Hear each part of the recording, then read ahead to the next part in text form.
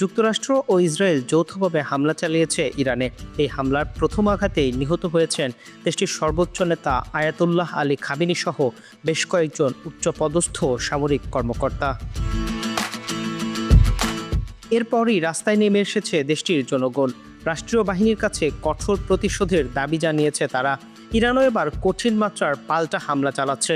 তবে একের পর এক মিসাইল ছুড়লেও ইসরায়েলে কোনো হতাহতের ঘটনা ঘটছিল না, কারণ হামলার আগেই মাটির নিচে আশ্রয় নেয় দেশটির জনগণ।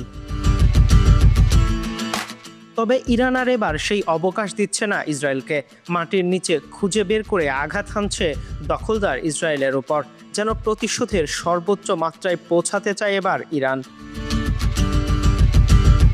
মাটির নিচে থাকা ইসরায়েলের আশ্রয় কেন্দ্রে আঘাত হানতে এবার সর্বোচ্চ প্রযুক্তির হাইপারসনিক মিসাইল ব্যবহার করছে ইরান, যা এর আগে কখনো ব্যবহার করেনি তারা। দেশটির সামরিক সূত্র জানিয়েছে এবার ফাত্তাহ-2 মিসাইল ব্যবহার করেছে ইরান, যার ফলাফলও দেখা গেছে।